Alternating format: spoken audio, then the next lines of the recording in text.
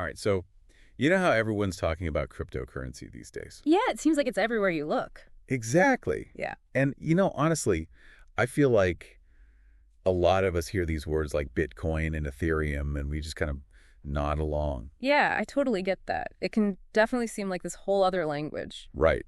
So that's what we're diving into today. We're going to try to, actually understand it. Awesome. You sent over this article from Mintos, and I'm looking at it right now.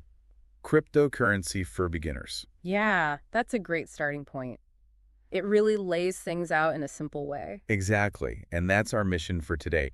Is it just for tech people, or is this something that, regular people should know about? Right, because it's definitely getting more mainstream. Totally. Yeah. So let's break it down. What is this stuff? How does it work? And should we actually care? Let's do it. I think what's interesting about cryptocurrency is it's not just a new kind of money. Oh, It's really a new way of thinking about how money can work, like completely changing the system. ooh, okay. So not just another tech fad then. But honestly, sending money without a bank sounds kind of sketchy to me. Right. Is that even safe? That's a great question, and that's where the technology behind it comes in. Okay. It's all built on something called blockchain. Blockchain. I've heard that word. Yeah, so think of it like this. It's like a giant digital ledger, Okay. and every single transaction anyone makes gets recorded on this ledger. Huh. And it's not just stored in one place, it's like copied across a whole network of computers. But it's distributed. Exactly. So if someone tried to hack it or change something, Everyone would know. exactly, it's super secure because of that. That's pretty smart. Uh, Okay, so blockchain is like the foundation. Yeah, you got it. But the article also talks about this thing called mining. Yes. What is that all about? Is that how new cryptocurrency gets made? Yes. Mining is basically the process of creating new cryptocurrency. Okay. And the people who do it are called miners. Miners. And what they do is they use really powerful computers. Like crazy powerful. Right. Oh, yeah. Super powerful computers to solve super complex math problems. What? Math Right. problems. Yep, it's all about math. And the first miner to solve the problem Hey. gets to add the next block of transactions to the blockchain. Whoa. And for doing that, they get rewarded with cryptocurrency. So it's like a competition. Exactly. It's a constant race to solve these problems and keep the system running. That's wild. Okay, Yeah. so there's blockchain, there's mining, Yep. but there's also tons of different types of cryptocurrency out there. Oh, yeah, there's a lot. The article recommends starting with Bitcoin and Ethereum. Why those two? Well, Bitcoin is like the original cryptocurrency. It was the very first one. Oh, really? Yep. And it's still the most valuable. There's a limited supply of Bitcoin. How limited? Only 21 million Bitcoins will ever exist. Wow. So because it's scarce, that contributes to its value. Makes sense. Okay, what about Ethereum? So Ethereum is a little different. It's not just a currency. Oh, It's actually a platform where developers can build all sorts of things. like apps. Yeah, like apps, but also things called smart contracts. Okay, wait, smart contracts, what is that? So imagine a vending machine, Okay. but instead of snacks, it dispenses agreements. Agreements. Yeah, so a smart contract is basically code that automatically executes the terms of a contract. When certain things happen. Exactly. And it does it all without needing a third party like a lawyer. So it's like a self-executing contract. Exactly. Pretty cool stuff, right? Yeah, that's pretty mind-blowing. Okay, so Bitcoin's the OG. Ethereum's like the platform. Yep. The article also mentions Litecoin. What's the story with that one? Litecoin is kind of like Bitcoin's faster, younger sibling. Oh, really? Yeah, it uses a different technology for mining, which makes transactions much faster. So it's like speedier. Exactly. Some people prefer it for everyday transactions because of that speed. Okay, that makes sense.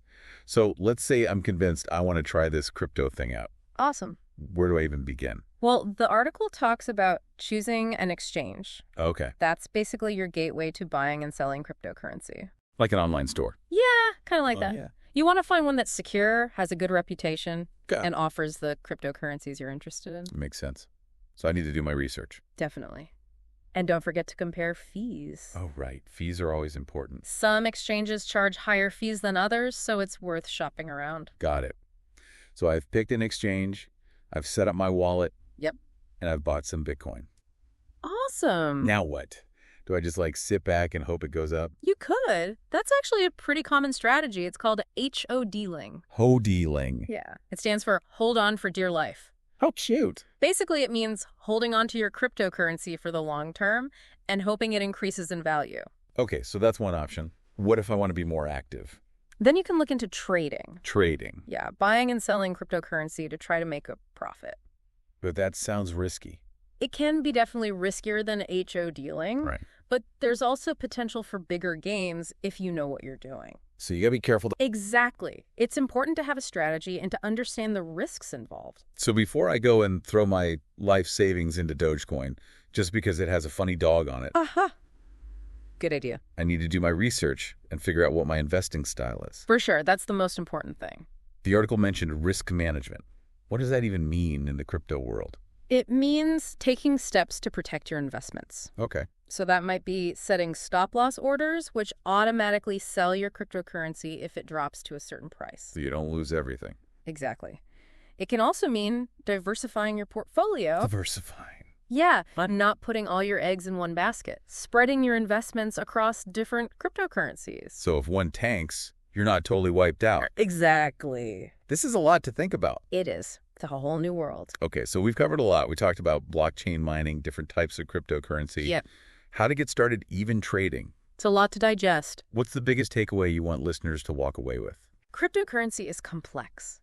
It's fascinating, and it's constantly changing. Is it definitely moving fast? The most important thing is to approach it with curiosity and a willingness to learn. And don't be afraid to ask questions. Absolutely. And a healthy dose of caution is never a bad thing. For sure. Don't jump in blindly. Exactly. Well, you shared this really great article from Mentos, and honestly, this has been so helpful. Glad to hear it. What are your thoughts, listener? Is cryptocurrency something you see in your future?